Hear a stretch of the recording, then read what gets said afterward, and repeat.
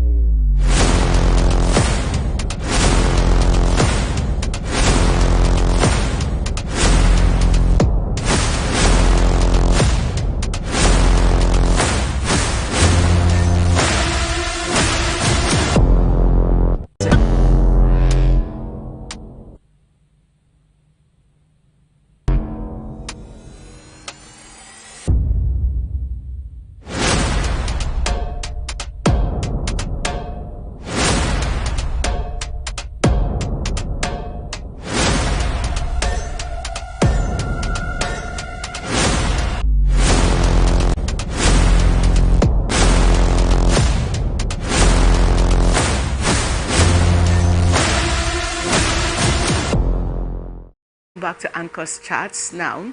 A chief magistrate court in the Federal Capital Territory Abuja has ruled that the presiding pastor of the House on the Rock Church, Uche Aigbe, has a criminal case to answer in the unlawful possession of prohibited firearms found in his possession.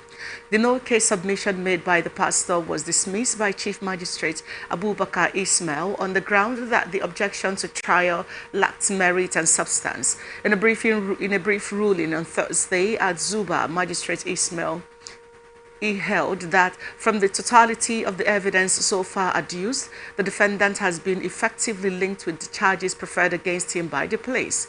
The police had charged Uche Aigbe, Promise Ukachukwu, and Olakunle Ogunleye with criminal conspiracy, illegal possession of prohibited firearms, inciting disturbance, and criminal intimidation, which they pleaded not guilty to. Well, the police did allege, if you recall, that the defendants, all of House on the Rock Church, Wuye in Abuja, conspired with each other to illegally and unlawfully possess an AK-47 rifle on February 12, 2023. The Prosecution Counsel Assistant Police Commissioner James Idachaba had informed the court that the defendants got the firearm from Inspector Musa Audu attached to the division posted on guard duty at the said church. He added that the defendants used the firearm to illustrate while preaching a sermon about faith in the church. The prosecution counsel alleged that the defendants made inciting and intimidating statements to the church congregation that could cause alarm and breach of peace. The offence, he said, is punishable under Section 3 of the Firearms Act, Cap F 28, LFN 2004, and contravenes Sections 97, 114, and 97 of the Penal Code. All right. Here is what I find literally interesting. It is the fact that the Nigerian police is going ahead to, fight this case irrespective of whose ox is God, but that's fine. I like the fact that, one, he's a pastor. I like the fact that this is sending a message across board that you are a pastor does not mean that you can do whatever you want, however you want, when you want it, and where you want it. So that's a clear message that the Nigerian police force has sent across. I bet that nothing would make Pastor Aigbe take this move anymore. But beyond all of that, what exactly is it that he said that is causing commotion? Did he say anything that is outside of what the message he was passing across? Did he do anything outside of that? Did he cock the gun? Did he shoot the gun? Did he forcefully take it from the police officer? All of these details may not be readily available to us. However, what is the essence of using an actual ammunition to illustrate something in church? Now the law says he committed a crime. The issue again here is, if you are going to do some of these things in the name of illustration, you didn't need to realize that it's not about you or what you want to teach. There is a place for wisdom. I mean, outrightly, the Bible did say that wisdom is profitable when it can direct you. But again, it said, when you're getting wisdom, get understanding. That is because understanding is the spice of wisdom. Being wise and not knowing how to apply the wisdom where necessary doesn't even make sense whatsoever. So we are talking about a man of God who had an actual ammunition on the altar. Is he entitled? You may be saying, oh, I know this sentiment about, oh, he's a pastor. Because he's Christian, if it was an imam that did it right now, if it was a Muslim that did it right now, or in the mosque, or it maybe wouldn't have, that's not actually the issue. And I think we need to look at some of these things beyond the metrics of how you feel or how they feel and all of those details. And here is what I mean. If you are talking about, for instance, if you are talking about a man of God on the altar carrying an AK-47, illegally, that's armed possession. It's against the law if you're not authorized to carry arm, if you're not licensed to carry arm, if you're not authorized by virtue of the job you do, and all of that. So whether you like it or not, armed possession is a crime in this country. It's illegal possession of arm, I beg your pardon, is a crime in this country. So he wasn't authorized, he had no business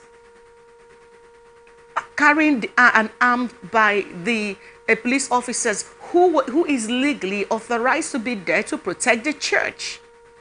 So by the way, Why he took the arms inside, something untoward happened, and this man, the Audu man, needed to use his gun to preserve or protect, at least try his best to protect the congregation. What would have happened? So let's admit it. I know in February we are all emotional about this, but the real fact is that Pastor Aigbe has no business having that arm with him. He is not legally authorized to have it. There is a difference with, oh, you're playing with your police officer, you're joking with him, and I say, can I touch your arm? He touches it and gives. But even at that, it's even dangerous, because if there's an accidental discharge, what then happens? How is he going to explain what happened to his bullet? That it was illegally discharged? Or what if someone gets hurt? So basically, the police is saying that, first of all, it's an illegal possession of arm. He had no business having that gun with him. He had no business using it in the church, in the congregation, in front of people. He has not set a good example. Oh, this might bite. Oh, you may not like the sound of this, but it's what it is. He had no business being in possession of that arm, and that's what it is. So if we're going to have this conversation for what it is, then let's talk about it. Pastor Aigbe, the pastor in Abuja House on the Rock, committed a crime. That's it. There's no gainsaying that it's what it is. He committed a crime. He had no business, like I said, being with this arm, but he had the arm. Now, here's another interesting part of this conversation I want us to quickly look at. Now, I have applauded the Nigerian police force for pursuing this case, using this as an example, insisting that he has to pay for the crime he committed and all of that. That's okay. I mean, I'm not arguing all of that. I'm sure that the pastor himself must have acknowledged his own, how he also erred, and of course tried to get himself out of this, and of course maybe an undertaking, a promise or something. Let's assume that he was ignorant, but again, they say there's no ignorance in the law, but that's his problem. He has to take care of that, and we hope he learns his lesson and everyone learns their lesson. But again, let's look at this from the other angle. So we are wondering as Nigerians, okay, how Asari Dokubo did the same thing that this pastor did, has even done worse. Up till now, till this very moment, the Nigerian police force is neither tried to address it, nor have they tried to arrest Asari Dokubo for putting him in for questioning. Asari Dokubo did worse than Pastor Aigbe did. He was a pastor who illegally possessed, was seen in possession of arm, used it according to him for an illustration, and maybe made comments that the law feels that they are inciting. What exactly is the difference between what he did with what Asari Dokubo did? Why do we have people who will give sacred cow treatments in this country while other people are left to, pay the price for what they have done? Can the Nigerian police explain that, please? We applaud what you're doing with the pastor on the Rock Church. I'm a Christian. There are so many of us who are Christians who applaud this. We still love him. We still respect him as a man of God. No one is infallible. We'll still listen to him. He'll still pray for us. That's a fact. That's sure. We're not going to condemn what he's doing as a priest because of an action that he may not have. Of course, he didn't see that it was going to result to this. So, but he's following the legal process and all of that. And we are saying, yes, Nigerian police, you did good. But now, can you also explain to Nigerians why, for such a long time, a man wielded an arm in this country, even maybe an assault rifle, worse than what we saw at the AK-47, and then threatened a whole ethnic region of this country, made threats and has done more than that. We have seen him display his military force and all of that, and he's still talking. I mean, he's telling you to come and to send him to go fight the Niger military, for instance. And what have you done to rein in Asari Dokubo? Is Asari Dokubo too powerful? Is he too powerful than the Nigerian police force or the Nigerian military? You can't do anything to him because he's going to come against the government. But when someone else commits the same crime that he committed, or even lesser crime that he committed in the same line, you have the person detained or arrested or taken to court, and you're prosecuting the person. What is going on with Asari Dokubo? We are still asking that question, and the Nigerian police is yet to give us an answer. Is he above the law? Why is he being given a sacred cow treatment? Why is the Nigerian police not addressing it? You know, if it's funny that we're actually having this conversation again with Asari after the elections.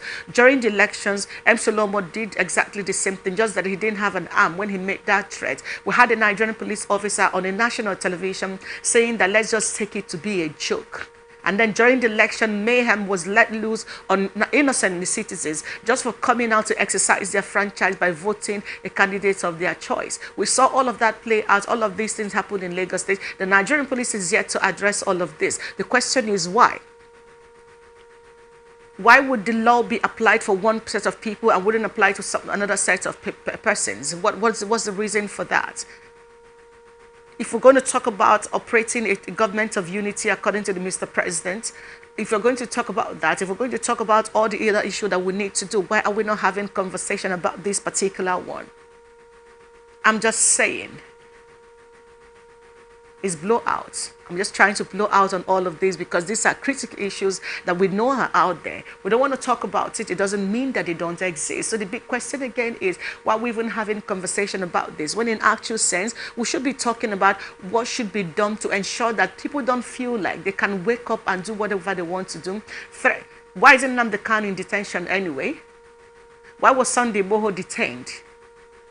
And several other persons who are languishing in jail right now. So while we're talking about Pastor Aigbe, the pastor of the House on the Rock, who took an AK-47 from his security, from the church security, to use it as an illustration, according to him, during this church service, just before the presidential election in February, and what we have in that conversation about him, and we're not talking about all of these other people. I honestly think that if the government of Nigeria is sincere about, bringing criminals or culprits, whatever they are fined, those who act illegally one way or the other to book. I honestly think that we need to come clean and begin to address these issues just the way they are supposed to be. Otherwise, there is really no point. Let's just assume we live in Banana Republic. I can wake up tomorrow and threaten the government. They arrest me and I come out, I make peace with them. I go to Aso Rock, I make statements, and I promise the sitting president that I'm going to protect him, that nobody is going to hurt him. And then I'm allowed to operate like a sacred cow. So what exactly are we talking about? What example are we setting? Why are we even doing the things we do if at the end of the day, we cannot readily say, this is the reason why we did, and this is how it's going to prosper us as a people? So once again, kudos to the Nigerian police for prosecuting Pastor Aigbe, the pastor of Church House on the Rock in Abuja. But we need to see you wear that big shoes, where Asari Dokubo and people like him are, and deal with these issues, nip it in the bud, so that people don't just wake up any day they like and feel like they can threaten the whole country or threaten anyone and get away with it. I am an Igbo by tribe, for instance. How do you think if I see an Asari Dokubo somewhere, how do you think I will feel safe? Seeing him in the same environment, how do you think I feel safe now, knowing that as an Igbo, I may be cut short by his bullets or something at some point? So let's have some of this conversation and really begin to tell ourselves the truth. Are we doing ourselves any good when we continue on this path? Or are we just doing all of this to make it look like we're doing something when in actual sense, all of this amounts to nothing, that people can still do whatever they want to do, when they want it, how they want it, and get away with it at will? And we don't talk about it, we pretend that it's all good. But again, it's not all good because it's what it is. Every time people operate like they are an authority unto themselves, they are slapping the Nigerian society or the Nigerian state in the face and telling you, what can you do? But with the Nigerian police do something, we wouldn't know, but we'll just leave it for them. And that's the much we can do on ATN Anchor's charts this morning on Blowout. But stay with us. We'll come back to you after the break for the rest of the stories on the show today.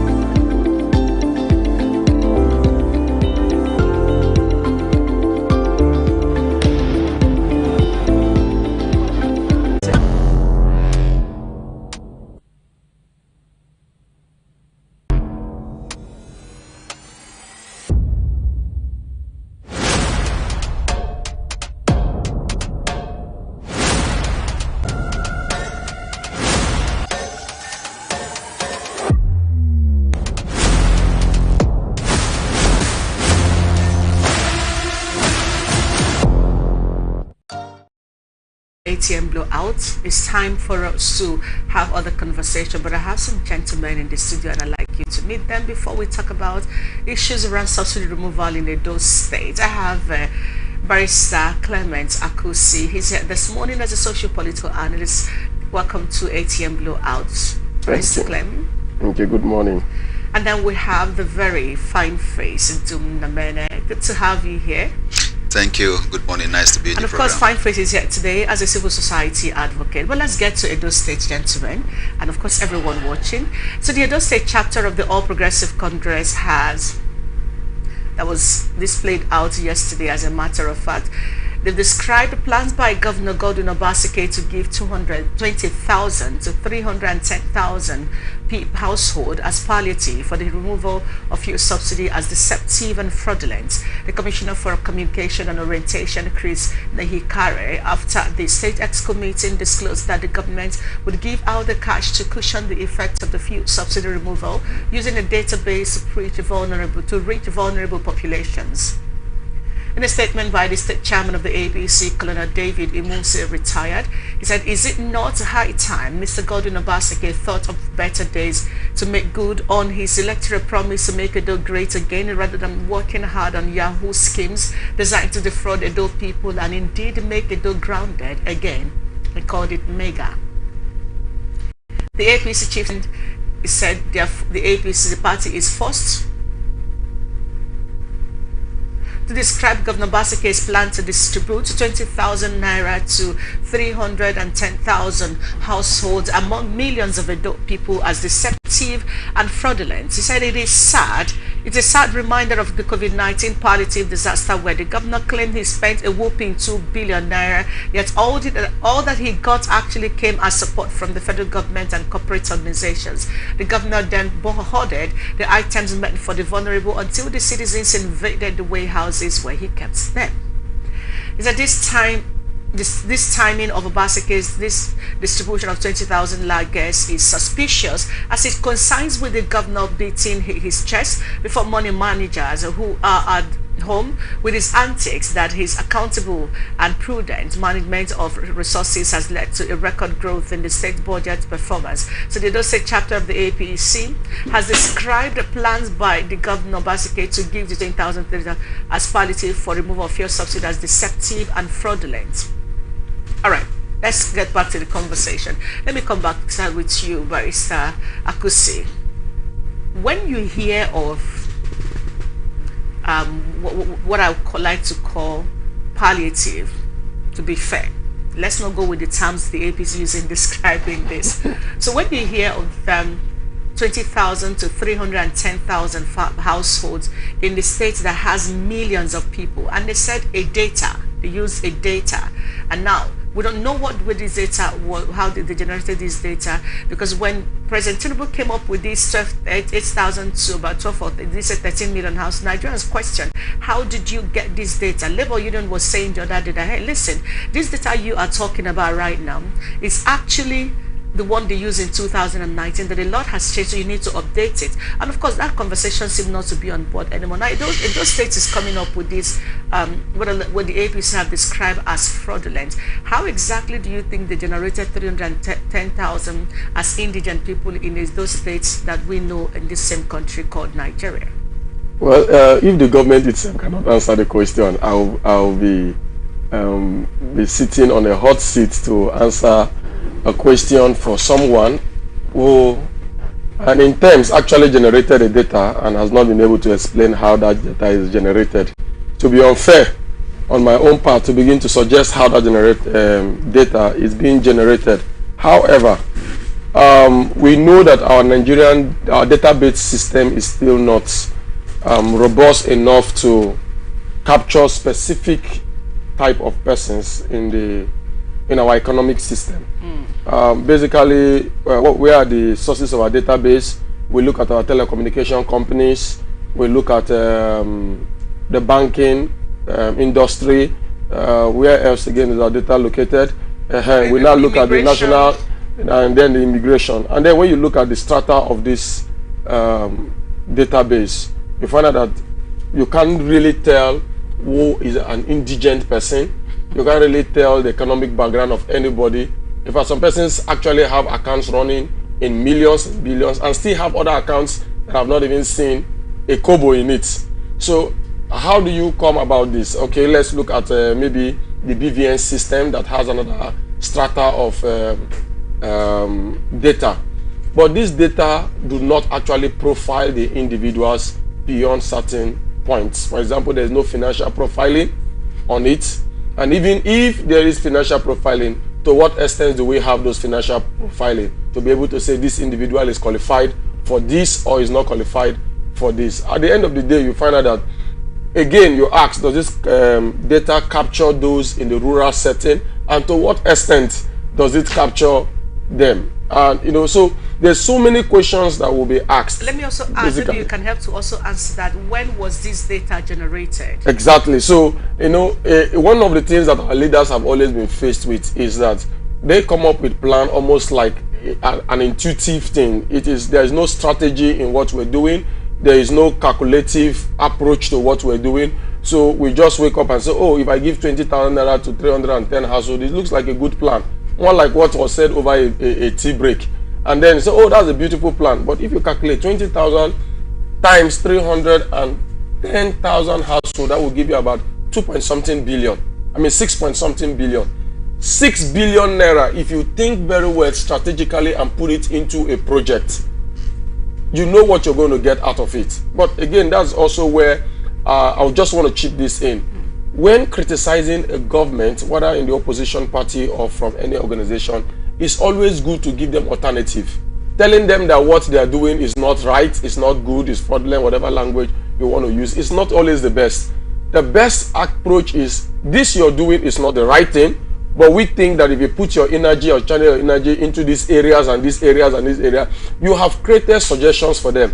And that way, if they back out from that plan, assuming they're not going to go ahead with it, they will have alternatives in the table. But we have criticism where there's more of name calling, there's more of accusations, finger pointing, than, you know, solution driven criticism, where the people who are doing the wrong thing are not giving options on what the right things are to do. All right, thank you so much, Barrister Kusi. Let me come to you now, Mr. Adumdamena. There is this idea, well, when it comes to policy formation or implementation, we have always somehow found the Nigerian government, the system from the local to state and federal government wanting. And that's pointedly saying that if you look at where we are right now in terms of implementation of this subsidy removal policy, not even the president who announced it on May 29th have his acts together in terms of where he's going to with it till date, which is part of what Labour is complaining. Now, Obaseki is jumping into the right now to say 310,000 family in a state that has millions of people, and then there's no official database that actually said these are the number of indigent families in Edo State. So we from ideation stage to announcement and implementation, which is where we are hearing it at the point of implementation right now. You are a civil society advocate primarily. This is like a field that you're very familiar with. What are we missing with this? Why do you think the APC is calling this fraudulent? Well, I think the APC, being the major opposition party in Edo State, is calling this fraudulent because the palliative VINMOL and rollout by the government is not going to be able to address the issues of subsidy removal in Edo State, because Edo is a large state, and I know quite well that there are more than 310 indigent families, you know, in that state, and that palliative is selective and discriminatory, and the palliative is also being based on lack of proper data. So there are many ways that they would have gone about it other than talking about cash handout. Cash handout won't work. It won't work at all. The federal government tried it and it didn't work. The federal government that even had more money. And you talk about Edo State, they cannot go that direction. One of the simplest way they should go, just like my colleague said, when you criticize a policy, you give alternative. That is what they call constructive criticism. You don't just go out there and speak condemning what is being put in place without giving alternative. What I'm trying to say now, the best way to go about this is that when subsidy is removed, the prices of everything skyrocketed because of the amount of money people are now spending on petroleum product to power their cars. A lot of people have parked their cars. Even those who own private cars have parked their cars. Motorcycle operators are unable to make good profit because the fuel is expensive. Even tricycle operative, then the buses that apply the major route, they are charging higher prices because it is difficult for them to get the PMS and still maintain the normal price that we are doing. So what you need to do is to roll out some buses. If you want to even make it more innovative, you roll out CNG buses. We have innocent vehicle here that can manufacture these vehicles for you. You use them to mitigate the impact of subsidy removal on the people. Other than trying to hand out 20,000, what can 20,000 actually buy today? It cannot even buy half bag of rice. And I think it is not the best way to go. So having criticized this, I think they need to roll back this policy, go back to their drawing board, think better way of using that money to mitigate the impact of subsidy removal, so that it will benefit a larger population of the Edo people and other people that are non-Nigerians living in Edo State. Everybody needs to benefit because everybody is feeling the impact of the subsidy removal in all the states of the Federation. In Rivers State, the governor responded with 17 buses, even if I've described that as inadequate for the population of over 5 million people that we have here. And then you get to Bayelsa State, you see the provision of 106 vehicles, and that is also done in the in the mainland. No boat has been provided for the riverine communities. They are forgotten. River State, the same thing happened. And when you get to a sister state to Edo State, which is Delta State, the governor is thinking about electric vehicle, which is a long-time plan when we are talking about immediate problem. So sometimes I don't know whether these governors sleep well, think of their policies, throw it out to their advisors and to their commissioners to go and tinker it out and then bring a solution to the problem, or they just sleep, wake up, and they see opportunity to spend the state money and they go ahead to spend without having to even seek public opinion. I think they need to really be able to involve everybody in the process of governance so that people can give them ideas, because sometimes when you are dancing, you are not the one to say whether you are dancing well, but the onlookers will better tell you whether you are dancing well. And the onlookers are the populace that will participate in the government, comment, and then tell you that this is good, this is not good. So when this has been criticized, I think the governor needs to withdraw this policy and go to a better direction that more people are going to benefit from the billions of naira that is going to be frittered away, because even the people in government are still going to use some of those 20,000 naira to better people around them. We've seen where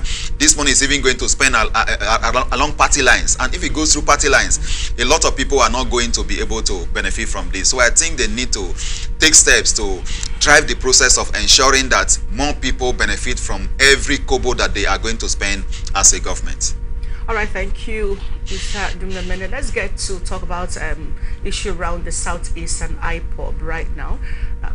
Which is another issue we have right now in the news. So the indigenous people of Biafra has accused the Finland-based Biafran agitator Simon Ekpa of using the Eastern Security Network to defraud people. The group made the remark while distancing ESN from Ekpa, stressing that he is not a registered unit member of the security outfit. Emma Powerful, the spokesman of IPOB, said it was wrong to describe Ekpa as the factional leader of the separatist group. He said, "We have observed with dismay the deliberate moves of some compromised media houses and social media platforms to attribute Simon Ekpa to the membership of the noble family of indigenous people of Biafra." He said, "For the purpose of clarity and emphasis, the said Simon Ekpa is not in any way a registered unit member of IPOB, nor is he connected to Eastern Security Network." The indigenous people of Biafra, who accused the Finland-based agitator Simon Ekpa, said that he's defrauding there is fraud in the people. So they remark while discussing distancing ESN from Ekpa, while stressing that he's not a registered unit member of the outfit. But the concern we have here, I'm coming to you, Barry Clem, is IPOB right now. You know, when you say IPOB, there is no identification. It's not a fair or a dark person. They're barely Nigerians, probably from Eastern region. So when Imapafo comes out to say that someone is not a registered member, and this person is a registered member, how do we even begin to differentiate Simon Ekpa from what they have been doing. Let's look at this critically. In as much as we applaud the fact that Nnamdi Kanu have come out to say disagree with Simon Ekpa's action, the more powerful distancing themselves every time they're coming to make this, and how do we even differentiate that? Okay, first and foremost, I still believe that Mazi Nnamdi Kanu, as it's called, is still the known leader of the IPOB people, as it were. However, I also raise the question, if you say this person is not your member, how do we identify your members so that we don't continue making this blatant error or mistake? Secondly, this said person has been discussing and issuing out views of information on behalf of IPOB for a very long time, and you had never come up to say, no, don't speak on our behalf, we don't know you, you have no position, you have no stake to take the positions you're taking. I remember sometime he even insisted that the sit at home will take place, and several other decisions that he has taken within this time, and has affected the entire security network around the eastern area. My concerns are this. Like you said rightly, do you have a means of identification? Do you have a data of all your registered members? Agitation and self-determination is protected under the UN Charter. Nobody is saying that it is a crime for you to want to have self-determination. It has a lot of legal angles to it that gives you rights to determine or to say we want to go our separate ways, whatever thing you are asking for. However, you have also not told the public plainly how you determine who a member is, because from the look of the what I would call the agenda of IPOB, nobody has to be a member of IPOB to be in IPOB. Once you are around this entire eastern region, it is expected that somehow you are part of this agitation, whether you want to accept it or not. And that is why even the sit at home, if you see the manner in which they enforce it, they are not enforcing it on their members, they're enforcing it on the entire eastern region, to the point that they even go from house to house to ensure that nobody comes out. So this is not about membership. It's about an agenda that is going on, and anybody can take advantage of it, where the leader who is supposed to call the shot is no longer available to provide them direction. So as for the outright denial, I would still say it's still not enough. They have to come up with some kind of structure that is identifiable. And with that kind of identifiable structure, we will now be able to say, oh, okay, it's good. Now we know who and who is involved, and we know who and who to engage. But IPOB is prescribed as a terrorist organization. Yes, of course. But again, yeah, like I said, the issue of self-determination is still a critical issue in the UN Charter. Whether you proscribe the people or not does not change the fact. Okay, let's assume that they decide to change their name and decide to answer a new name. And so we are no longer IPOB. In fact, there's nothing like IPOB. We want to start answering a suit. Well, do that change the agenda of IPOB? It is not going to change it in any way. Instead of that, the thing is that there is an issue of self-determination from a particular region of the country. And if we know who and who is involved, dialogues can start taking place. And it will give little room for hijacking.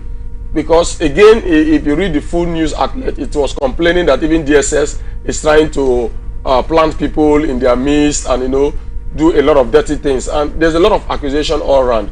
But if there is a structure that is identifiable, it doesn't have to be every known person. Yeah. But strategic leaders, and say, these and these and these are our strategic leaders. If you want to discuss anything with respect to this, meet at, even there are just 3 names. But okay, you're denying this. If you're denying him, okay, who is standing in the stead? Who is the secretary? Who is the vice president? Who is who? We are not looking for we are not looking for the entire membership roll for the sake of security. So we don't start picking people and stoning them on the road. But at least we should be able to have 3-4 persons that should be able to come up and say, we're speaking on behalf of our agitations. That's my take on this. All right, thank you. I think that's a good elucidation that you've done there, because right now, Mr. Tumnamena, how do we even know who is IPOB and who is not IPOB? But what I find very unsettling about this particular issue is the fact that you are saying that it's imperative for media houses to appropriately be guided appropriately to reflect this reality that Simon Ekpa is not your member, not registered in ESN or iPod, and he's trying to use ESN to defraud people, and then you're telling us henceforth we shouldn't. How exactly are you going to write our news when he has given several orders and people obey this order? The reason why this sit at home became such a mess is courtesy of Simon Ekpa. Maybe you can help us here to put a better light on how we should write it and not put factional leaders. So sorry, sir. Maybe before you go on, I think maybe they should send you people a list of all their registered members so that when anybody speaks, people can check the list. Okay, I think that would help. So we know their positions and all of that. Definitely. And I think the first thing to say will be that IPOB we know today, and IPOB we are talking about today, is a proscribed group. In the eyes of the government of the Federal Republic of Nigeria, it does not exist. But then, it is the name of a movement. And that movement, to the best of my knowledge, is like when you are fighting a guerrilla warfare. It doesn't really have a face. And a movement has come to stay, just like a guerrilla warfare is almost like difficult to defeat. So that is that. Now they are talking about Simon Ekpa being a factional leader and it shouldn't be so and stuff like that. Well, they know within their fold, you know, who is the leader. The one we know is being incarcerated by the Nigerian government. He's being detained. And to a very large extent, I think that having known that the leader is being detained, if they had even come out to say, okay, this is a leader for now, why the main leader is being detained, it may have even lessened the kind of charges against the leader in detention. Actually, they but did. Then there's someone they mentioned as a leader, but we don't know where he is. He has never said anything. Good. Nothing. So what you have is a kind of internet president and leadership of IPOB, because even the person they're talking about is outside the country. So I think if he wants to lead, and whoever is going to lead should be in Nigeria. You cannot lead the people from afar. You won't understand what is on the ground, you won't understand the dynamics and what have you. Your own will only be to issue statement, get information shared with you, intelligence shared with you, issue statement that we even go ahead to even cause more problem at home than bringing the people together. So what they need to do is to put together what their leaders are, what the people should know, and what have you. I'm even happy that to a very large extent the DSS, or let me say the government, have not even come after media houses to say, don't talk about these people again. So in as much as people are still talking about them, despite the prescription, they need to try as much as possible to streamline their lines of direction, because even as we speak, one of the major issues they are having is the issue of sit at home, which is now almost like being eroded. They are trying to like stop it entirely because of the economic losses associated with it.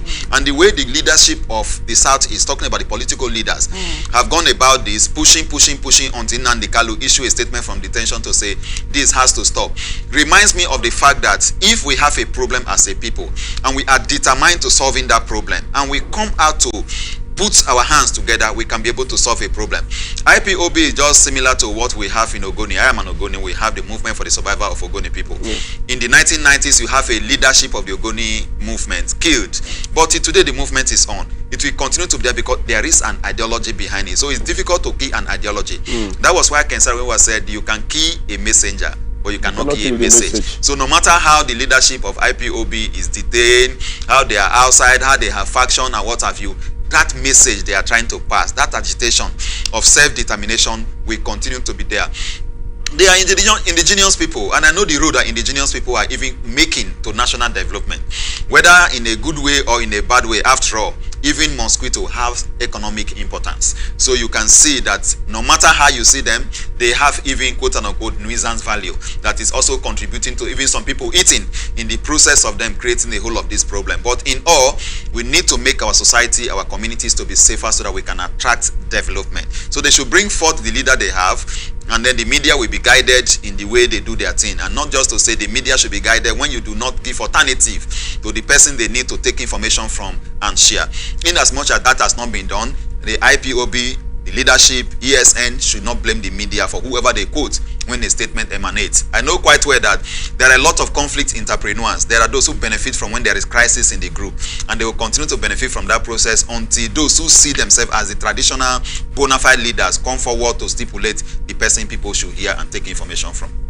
All right, thank you, gentlemen. For me, maybe Ima Powerful can give me his number. Let me call him, and then he can give me the details of who. No, they can send it discreetly and write. No, because do you know what Ima Powerful looks like? I don't know what he looks like. Nobody knows what he looks like, but we know there's a man Ima Powerful. No, frankly speaking, today I'm really expecting that after today, they should be able to send their list to all media houses. Yes. And then write on it strictly confidential, not for the purpose of public consumption. So that when the media wants to read any news, they will look at the list and say, this man is not in our list. Well, they are being careful because the moment the list leaves their table, leaves their computer and is shared, the DSS will have in the next few hours. And the DSS security will begin to go after them. So they are also being careful. But in as much as they do so, I believe that whoever has made up his or her mind to lead a group should not be afraid of arrest, should not be afraid of his name being known. So they should come forward with the name of the person, because after this one, the person say, I will go. Remember, when Christ came to save the world, he said, I will go. And he went and he came and he conquered and then he left. He was also okay. So nobody should be afraid if you want to lead. Remember that it is only when you even make some sacrifices, including capital sacrifices, that the movement and the ideology will go further. Ojukwu started this. He is no more, although he wasn't killed. But the movement continues, and it will continue no matter how you see it. So they should come forward as a leader and drive the process. All right, now, ahead of the future elections in Nigeria, the Independent National Electoral Commission has received innovation technology tools for development alternatives in cooperation. An international good governance advocacy group speaking at a virtual event on Thursday, INEC chairman Professor Mahmoud Yakubu said the European Union support to democratic governance in Nigeria under the Phase 2 project is administered through the development alternatives incorporated by. He noted that within the current electoral cycle, DAI has provided support towards capacity building, technical support, printing of non-sensitive reports, and information flyers. On the tools, Yakubu said, we are glad that today some of the tools developed in collaboration with DAI are being handed over to the Commission. Among these are, he said, the Collection and Returning Officers Management System (CROMS), intended to streamline, simplify, and enhance the security, reliability, and credibility of the recruitment process for collection and returning officers. The Election Results Management System, which seeks to ensure a better results management process, enhancing accuracy and creating repository of election results, something envisaged by Section 62, subsection 1 and 2 of the Electoral Act 2022. He said the media monitoring and analysis tool intended to enhance the Commission's capacity to filter media coverage of the Commission and the political parties' financial reporting and audit system. Seeks to assist the Commission to monitor political party finance more efficiently and effectively. In developing these tools, DAI consultants worked closely with the technical team and directing staff of the Commission. The tools sought to respond to specific challenges encountered in the implementation of electoral activities, thereby bringing technology to enhance the Commission's operational effectiveness. He said the tools, therefore, offer innovative solutions that could foster efficiency, speed, due diligence, and trust in the electoral process. So these tools were not specifically designed for a particular electoral cycle, hence their utility to future elections and electoral activities. He said, in fact, the support to INEC under EU SDGN Phase 2 covers the period of 2022 to 2027, traversing two electoral cycles, and includes support to National Assembly and Judiciary, political parties and media, civil society organizations, and the promotion of inclusivity as women, youth, and persons with disability. Well, INEC chairman said the Commission will closely examine these tools with a view of adopting or tweaking them where necessary to meet the immediate and emergent challenges in the conduct of elections. All right, let me start with you. Well, here's the thing. When I saw this news yesterday, I smiled within me. I'm like, INEC. Again. Again. Because this was how they took their time. The word game changer can't leave my head anytime soon. But now let me bring you in here with these tools now, just like the one they gave us previously, in 2022. We're like Beavers, Game Changer, iRev, all of this. Everybody was all over the place. We're too excited. We're going to get it right this time. But lo and behold, it's been adjudged to be the worst election so far in the history of this country by a lot of political pundits. But I'd like to bring you in now. It is your forte, so let's leave it for you to start off the conversation. Yeah, I think when you were, speaking about this to introduce the topic, it was just like surprising when I heard INEC, I heard the EU, European Union. Yes. I said again, INEC again, and European Union. Now, there is something about this INEC, and what really transpired during the 2020 election, they have not told us. There is something they are hiding. And I know why they are not willing to say, and they may not say, is because of the election petition court cases that are going on. Because whatever they say will be used in court against or for them. And that is why they are not talking about some of those things. Otherwise, these are tools that has been developed, and the tools are funded by European Union. The European Union has spent so much money on election in this country in support of the process to making it credible, acceptable, and of course, free and fair. Now, this support they give, they also monitor their implementation and their usage of those tools. And when they come up with a report that this is what we saw, and you say the report is anti-governmental and people are sponsored to go and protest, I don't know how they can keep their face now to use tools developed by, DAI, using the funding from European Union. So I think INEC may even need to apologize to the EU for their posture and description of their report during the 2023 general election. These are key reports.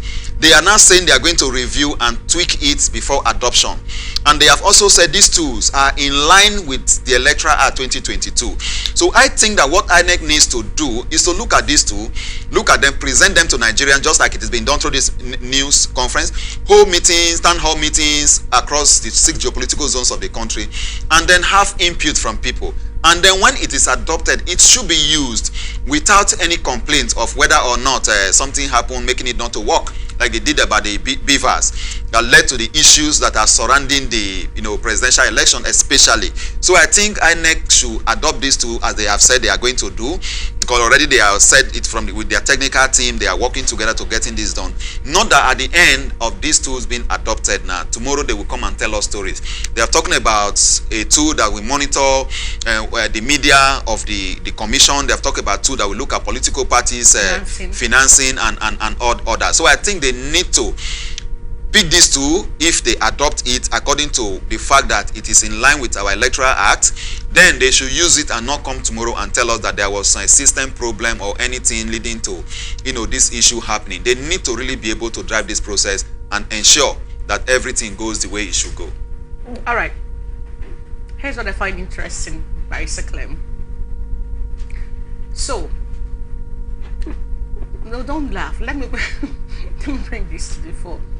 First and foremost, you told Nigerians that you were not given money by the European Union. Literally denied the impact that this rule made in the success, if any, is to be recorded in 2023 election. Now, you are accepting tools designed to help you have a better election. I think we'll just leave it with what Mr. Dimnamena said, but putting all of this together, here is the concern we have. Should a team who supervised the last election that saw to a lot of complaints, we have 3 political parties slugging it out right now at the presidential tribunal and several other tribunal courts across the country.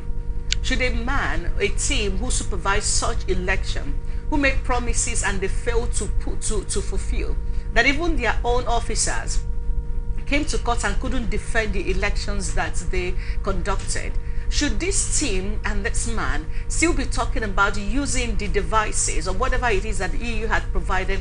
And should this even be talking about conducting another election, legally speaking, Barrister Clement? Oh my God! This our country, and our leaders, they will not continue to stop making jokes. We're tired of laughing. We're a very serious country right now, and we have serious things ahead of us. First and foremost, I think I am I am apprehensive about the EU themselves. You gave a report, and your report is showing that there is leadership gap. There are foul plays, there are things that were not properly done in line with our laws. And you are coming up within this period while these issues are still unresolved to now hand over very sensitive technology to the same set of people. I will not blame the people. Definitely INEC will receive it. But you that came up with such a robust report, on what basis are you handing over such level of technology to the same set of persons who were not even able to give a proper account of the last technology they were handed over to? You know, this for me is more like, you know, saying that a police officer have had trigger friendly experience 1, 2, 3, and then you still hand over another gun to him, meanwhile even a more sophisticated gun, and say, oh, we know you have a trigger friendly issue, but see another gun, this one is even better than the former one you were using to shoot people unknowingly. It doesn't make sense. I have always said that once international intervention should be limited to the barest minimum.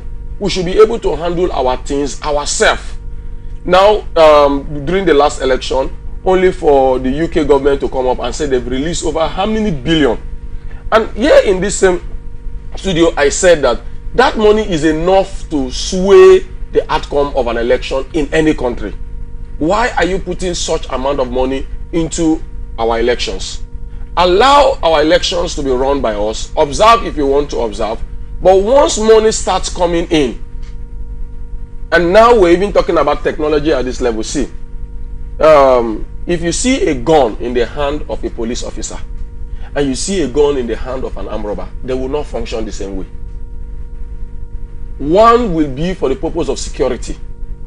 The other will become an assault weapon. And right now, we have an INEC that has a lot of questions to answer. I think this is a wrong move of EU, whatever their reasons are. Except they are telling us that they don't care. But if they really care, this is a wrong move by all standards. They should have waited for this period to pass, allow the government to choose whether they want to allow this same man who has a lot of complaints and petitions against him. Okay, now we're even talking about tweaking and review. So what if you decide to tweak? And you know, technology is very funny. Once someone has an understanding of how a technology works, he can actually create a bypass against it. Yep. He shouldn't be exposed to this level of technology anymore. Accountability has been a problem that we are still trying to deal with at all levels of government. And the European Union and other stakeholders at the international level kept keeping us under the corruption indices. I don't know what level we are now. Are we still number 3? No, or we have increased above that? I think we're above that. Okay, so if they say we are corrupt people, shouldn't they be more careful how they deal with our leaders, our political class?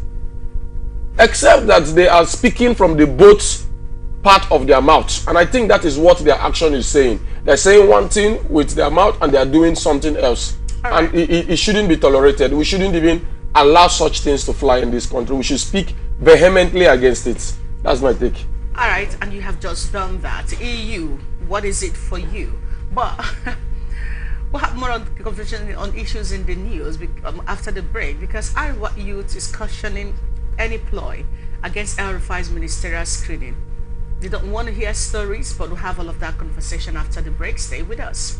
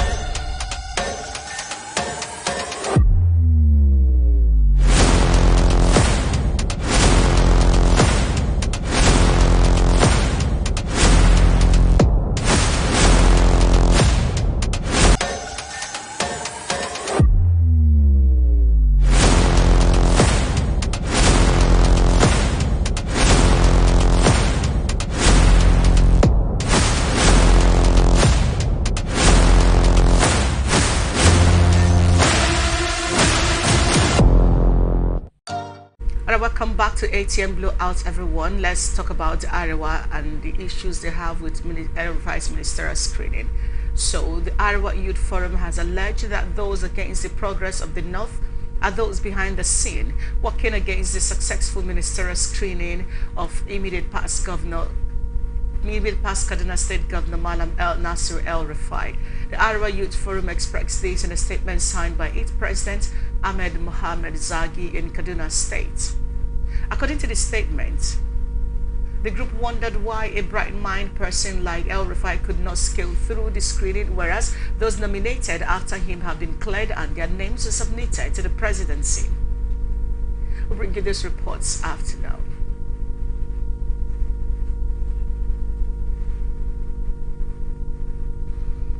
The Godungora Primary Health Care Center, which is one of the largest medical facilities in Chukwu local government area of Kaduna State, attends to an average of over 200 patients a week. Most of them are pregnant women. The medical officer in charge of the facility told ATM News Crew that the state government and the local government are primarily responsible for funding of this facility. She also revealed that patients are given drugs and treatment free of charge after diagnosis. And community health officer. The primary function of the health facility here is to render our services to the community. Pregnant women, sick people that comes in here, we treat them. I sincerely apologize for the wrong track of for that story, but let's have this conversation, gentlemen. Let me start with you. You are the civil society advocate, and let me bring this to your door quickly. So this issue about El Rufai screening and the issues around it and all of that, let's look at it side by side and ask the basic question, like the Arewa youths are asking. Someone was on the show yesterday and he said, what exactly did he say that or do that former governor of Rivers State sitting to? What are the issues that he said that cannot be had? In fact, Kukwe said something very critical. So if that is the issue, because this guy is a brilliant mind, he has something to bring to the table. If his issue is that he made some utterances that could cause division in Nigeria, get him to sign on undertaking, but bring him on board because he has something to offer. To me, I can see what the Arewa youth are saying as what every other youth group within a particular area will say when their leader is being screened and having issue within the process. When former governor of Rivers State, His Excellency Nyesomeze Onwike, was also undergoing the process, we also heard some voices from here until he scaled through the process. But if you ask me, I will say that there are things that El Rufai said that threaten national security, like the body bags he talked about. That was very critical. And when I saw the list of allegations against him, I could also see that he basically contributed immensely to a lot of national security threats. And again, if we are in a country where things work properly, people like El Rufai should not have come back. Many people that are on that list are not supposed to come back. Why are you recycling these people that have been ministers how many years ago, bringing them back again? Is it that there are no people in Nigeria again that can also fill the same position? If those people were not given the first opportunity, how would you have likely known that they can do better if they get to that position? There are many Nigerians that can fill those slots without having to bring them. But here, I think that the matter for which El Rufai has not been cleared is beyond the capacity of the Arewa youths, and is beyond what they could just question, and is beyond what their statements, their meeting, and their utterances can change. Because look at this, it was Mr. President that nominated him, put forward his name. The President of Nigeria is the Commander-in-Chief of the Armed Forces of the Federal Republic. He controls all the security architecture and all the security formations across the country, including the DSS. Now, the security formation, the DSS have said this person cannot be cleared at this let me not say at this time, because of 1, 2, 3 points. And Mr. President has been presented with the facts, and the Senate could not also go ahead with the clearing of those 3 people because of some of these issues.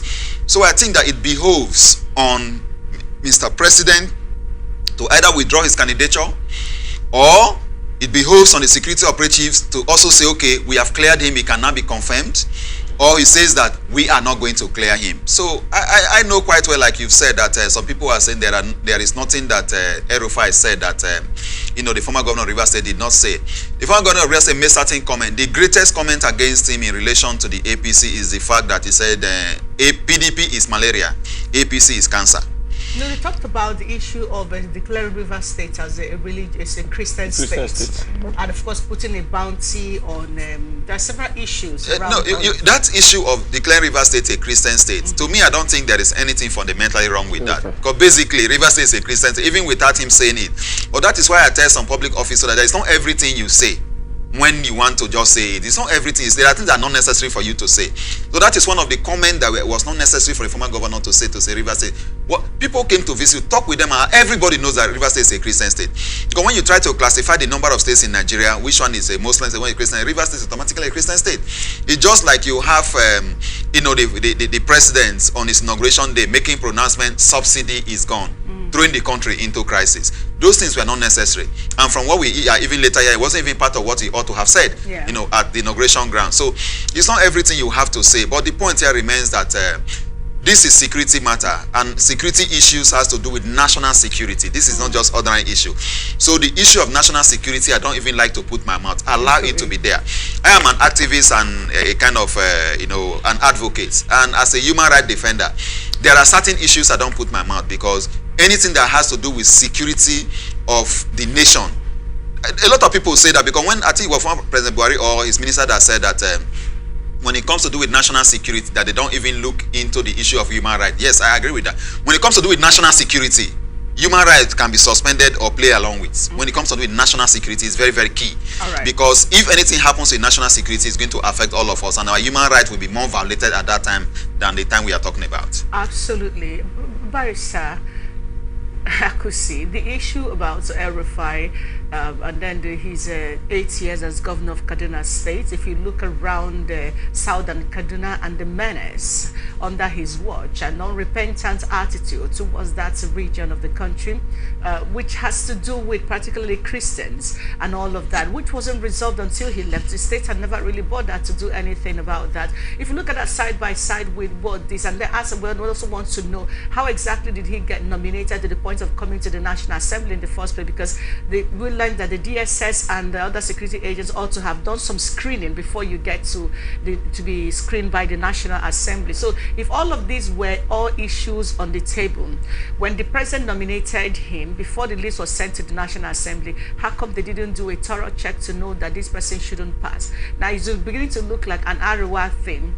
They don't want our people our brother to go, when the other people who had worst case scenario, and they have been declared as to be ministers. First it is sorry. First, it's important to differentiate the issues that some of the persons have. We know there are people who have certificate issues and different classes of issues. But like my good friend has said, this has basically to do with security. So it's a totally different ball game altogether. It's a case of res ipsa loquitur, where we say the fact speaks for itself. You have video evidence, you have audio evidence. These things are all there in the cloud. When you start speaking as a leader, you have to be careful. These days, even if there is no camera in the room, there is a camera with someone. So you have to be very careful how you speak. And you've said a lot of very divisive things, all in the bid of getting your candidate to win the next election. And these things are working against you. Secondly, I don't see how this is an agenda against the North, as claimed by the Arewa. Except they are saying that El-Rufai is the only Northerner in the whole of that list. I think that will be a very false, it will be false, and it will be a strong fallacy in their argument. There are a lot of Northerners that have been, that have gone through the screening, the ministerial screening and all that. It will only amount to an agenda against the North if they tell us what the agenda is. Because this is a ministerial position. If Rufai does not make it, any other Northerner can quickly come into his shoes. But when you say it is only him and it must be him, then you have to tell us how that amounts to fighting against the North. And I think it's a very false argument. It does not stand in any way. However, we know that El-Rufai is a very influential person within the Northern Strata, particularly among the Muslim community. But the issues at hand is issues of national security. We cannot compromise with that. If security is taken away, there is no rights. There is no right. There is no right of any kind, because everything can be subject to abuse.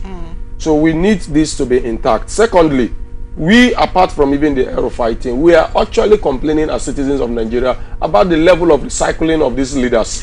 You step out of governorship, you are either in the Senate, and now they have launched new one. You're either in the Senate, or they now they put you in a ministerial position. It is now as though before you know it, they will look for another place. They will now move to House of Rep. Before you know it will be a house of ex-leaders, both from the president down to the least person. Retirement. Yes, even retirement group. So we now have even, and of course we know the issue of pensions that are there. So it is pension upon pension upon pension. It will now become, this will no longer be a conduit pipe. It will now be a basin of loot for this country. So we need our president to also take a look at the class of people that he's bringing. We need people who can do things differently, and I don't think recycling the leadership of Nigeria is going to provide any different result. These people have a way of thinking, they have a way of doing things, they have been formed, they have gotten to the point where the iron has gotten away from the heating point and is now at this cooling point. You can no longer bend it. That's where they have reached. All right, thank you very much. Now, let's have a very sensitive conversation, if you may.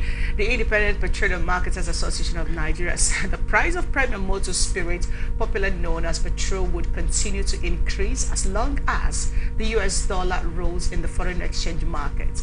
Now, Chinedu Okoronkwo, the national president of IPMAN, disclosed this yesterday in an exclusive interview, reacting to speculation of further fuel pump hikes. The IPMAN boss noted that fuel price will keep soaring if the dollar keeps rising in the forex market. He said Nigerians should understand that with fuel subsidy removal, the government is no longer determining pump prices, but the market forces. The product is bought in dollars. The dollar is around 890 per dollar now.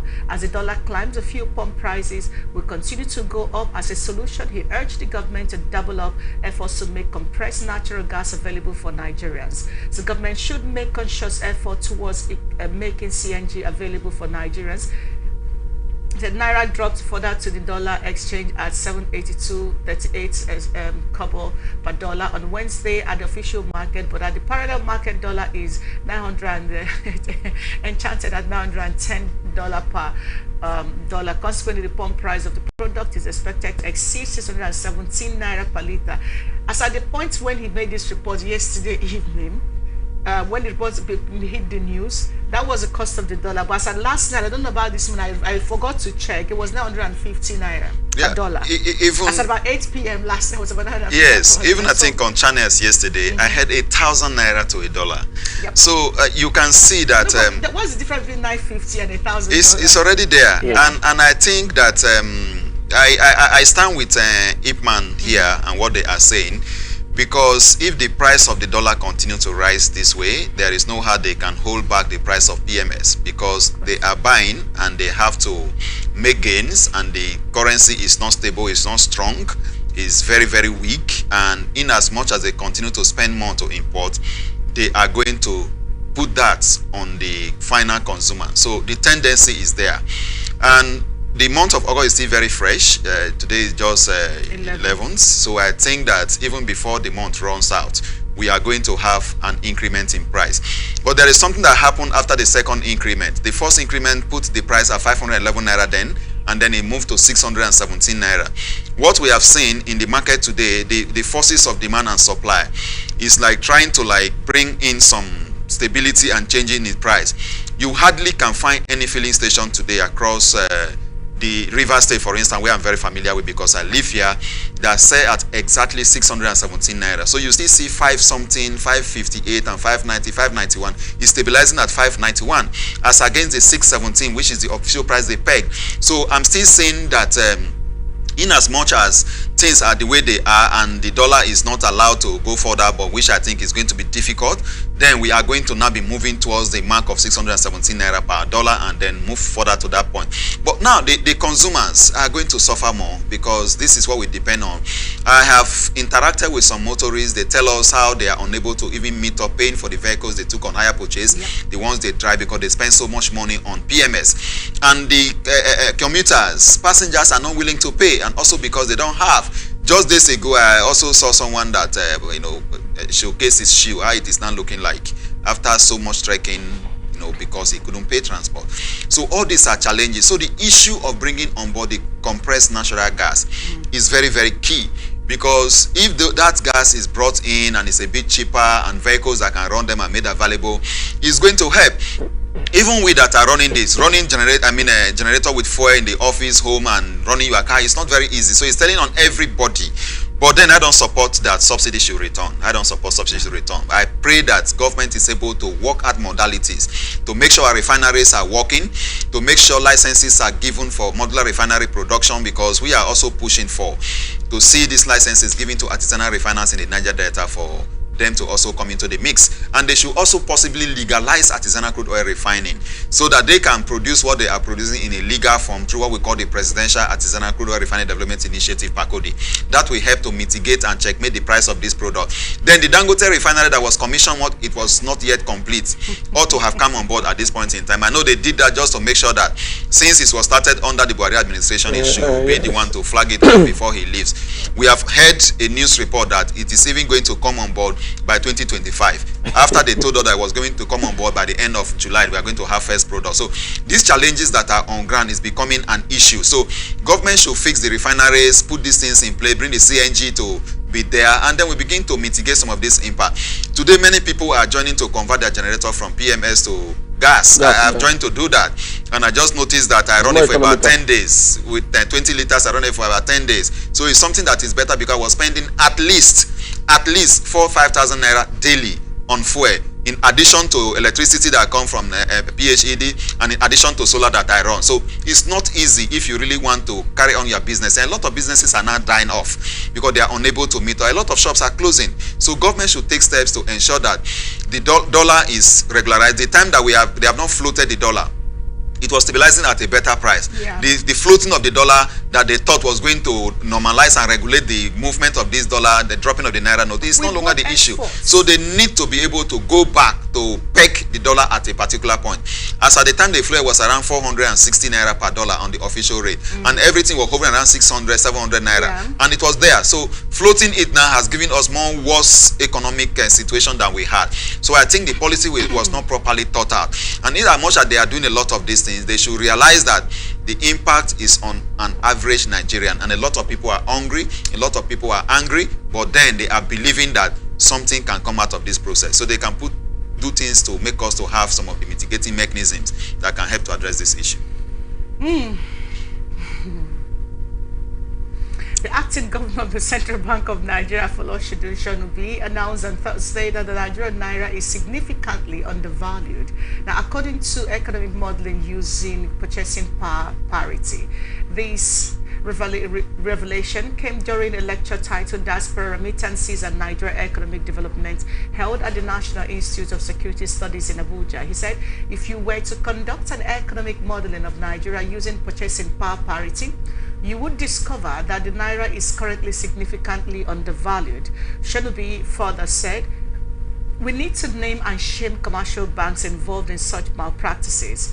The acting governor of the CBN, that is, further highlighted the challenges with current remittance system, where the cost of sending money to sub-Saharan Africa from the diaspora stands at around 8 to 9% per $100, the highest in the world. Interestingly, he said, Nigeria received approximately 16.7 billion in remittances, but the bulk of this money remains outside the formal market. We said we are striving to encourage individuals to bring money into the formal sector instead of relying on informal channels, as it has become challenging to manage. So he said we will rename the foreign exchange market known as the I&E market to Nigeria, a foreign exchange market, as it is the sole market we acknowledge. Anyway, let me come to quickly on this so can look at other issues. We are just talking about the markets in terms of where the dollar is at and its impact to our economy directly as a people. And while we're having that conversation, we have to be talking about the naira being undervalued. You were brought into power for this purpose. This conversation, what exactly does it do to the average person who he's talking about floating the naira? Before now, it was better. When he came into power, there was some form of balance, and we're like, okay, maybe this is looking good and all of that. All of a sudden, bam, we're where we are today. How do you begin to talk about the naira being undervalued as to against the dollar, for instance, when you don't even have any quality product that you could see you're exporting as a country? That's on one side.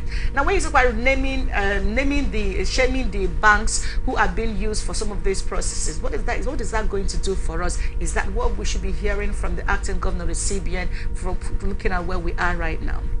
Well, usually I judge someone by his first steps to know whether he's going to make any giant strides. The moment I saw the first policies that were issued out by the acting CBN, I knew that this thing was not going to work. Because first and foremost, we have a lot of things that are affecting the rise and fall of naira in Nigeria. Let us look at our big corporations. What is the currency of transaction, basically? It's the dollar. Inside our country, I'm not talking about outside. We are doing business and buying things from China. We entered into a bilateral agreement with China to be able to buy things using the yen. I remember that agreement. We have still not implemented it.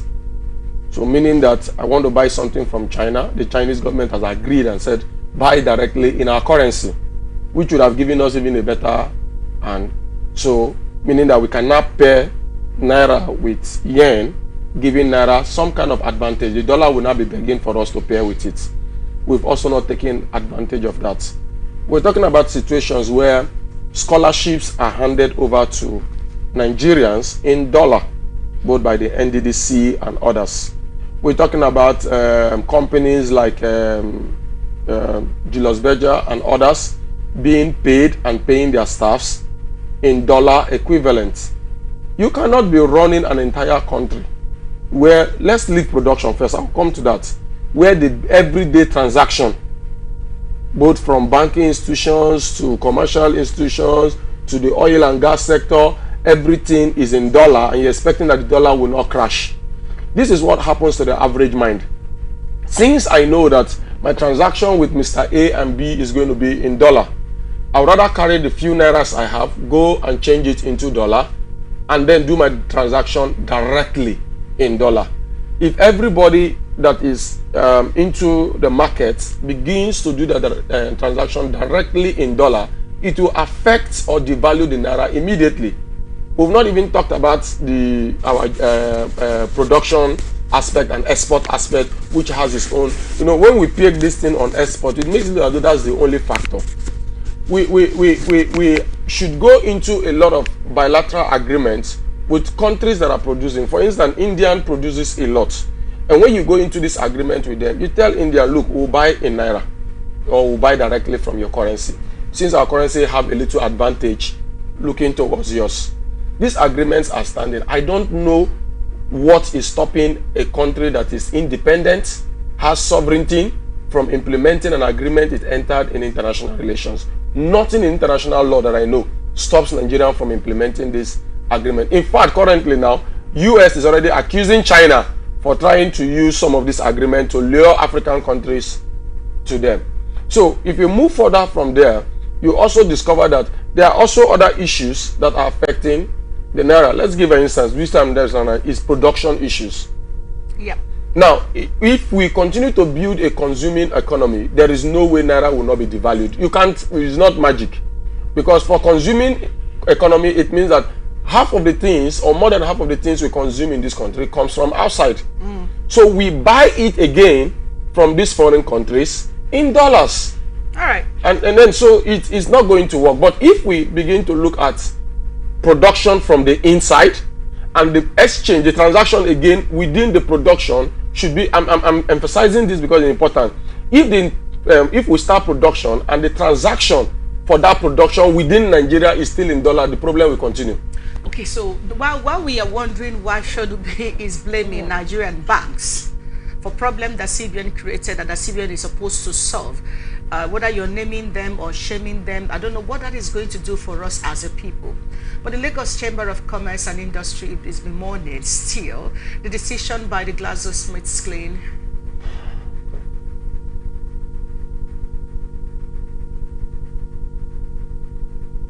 to shut down its operations in the country after over 5 decades.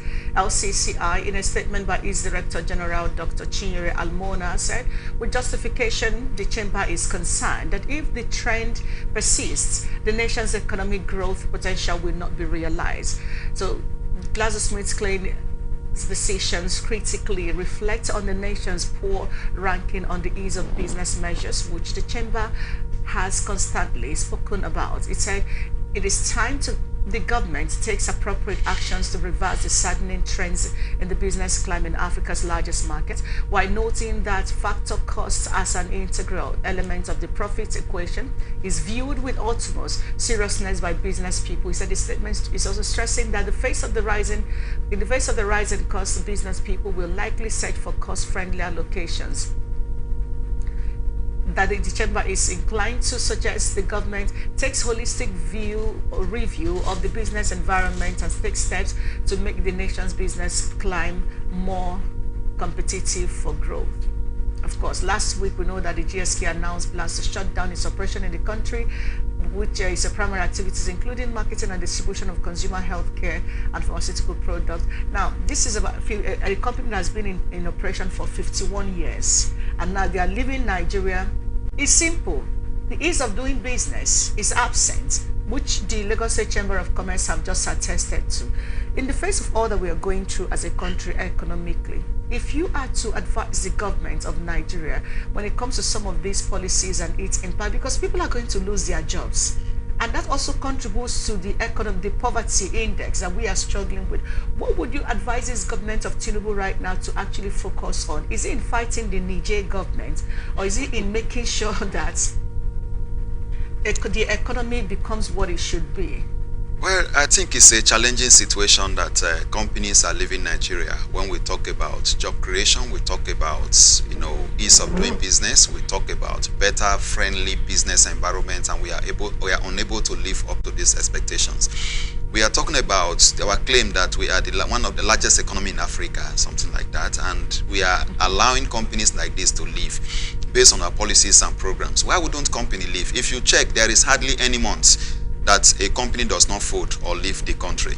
This is because it's becoming difficult for them to operate in the terrain that we currently face. They pay tax, they pay every other bills they needed to pay to government. But when it comes to, in the first place, that friendly environment is not there for them. When it comes to electricity, they don't have. You can imagine how much they are now spending in fueling their plants to run this process. A liter of AGO is over 800 naira. And when you contract it out, you may contract it over 1,000 naira for people to supply these products. Yeah. And when that is the situation, you can imagine how much they spend per day, which if electricity was provided, they can spend like half of that amount to pay their electric bills and they could operate.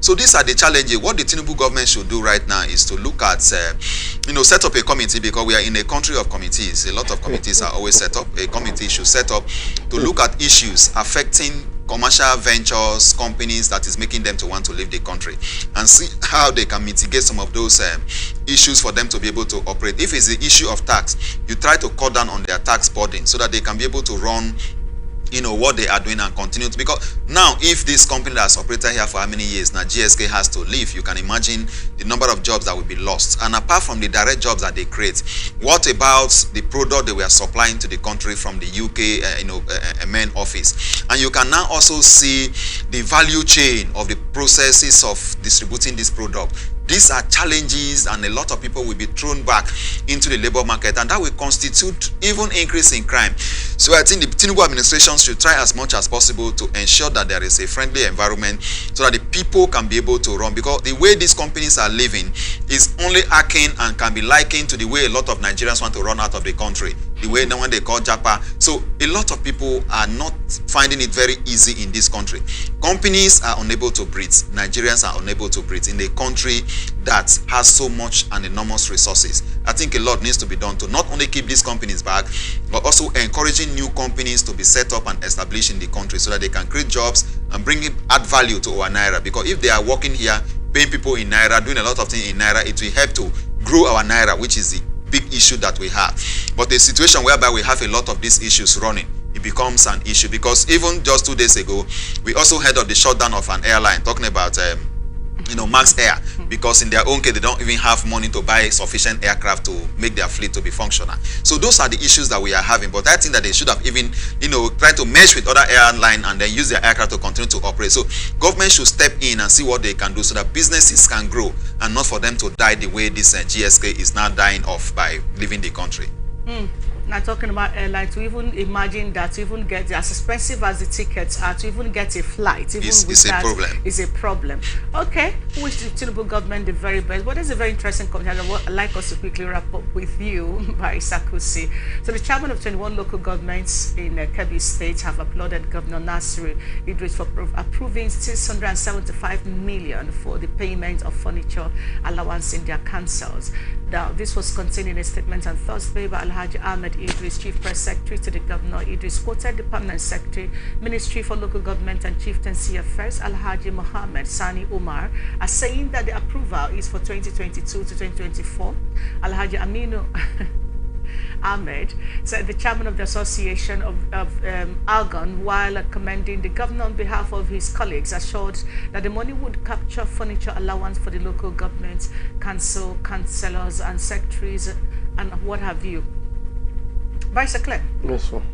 21 local government chairmen are getting 675 million in Kebbi State for furniture between now and 2024, which is next year. Help me understand better here. We just talked about the ease of doing business. We just talked about the struggle that people have in putting things in place when it comes to all of that. Help us understand what we're dealing with this conversation. My understanding is that there is no furniture in those local government. Let me start from there. I don't think there's furniture. We need furnitures. They've also not told us why they are thanking the governor. Is this because of the money, or is it because he's making provision for what is not there already? And if it is for something that is not there already, we're going to applaud him, because it means that the previous government, if it's not the one that is there before, had failed to make provisions for those in the local government council, the working environment to be pleasant. For me, it's not about the money, it's about the fact that this money is tied to something. Furnitures are used as part of office equipment. But I'm also concerned, why are there no furnitures before now? Or is it that the ones that are there are bad and they are changing it? These are some of the facts that will help me appreciate what is going on. But however, if we look at the cost of things in the country, we'll find out that this money, basically about more than half of it will actually go into the furniture. But again, this is a budget for a large span of time. It's not for year 1 or year 2. I think from what we're seeing is about from now to 2024. So that's about just next year now.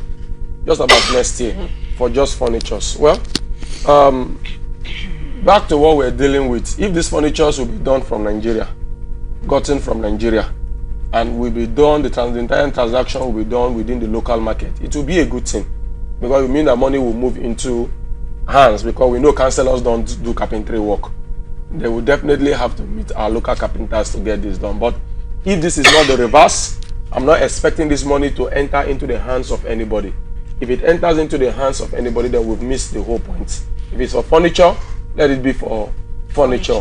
And at the end of the day, if the entire money was not used for furniture, they should be accountable and said, yes, 600 and something million was released for furniture, but we were only able to use 400 and we are accounting for the remaining 200. That is another part that is missing in our country, in the way we do our things. That's the thing. Thank you so much, Barrister Clem Akusi, for being part of ATM Blowout this morning. Thank you. And thank you, Comrade fine face to Mnamene for being here today. Thank you for having me. It's a pleasure to be on the program to blow out for the betterment of the country. Absolutely.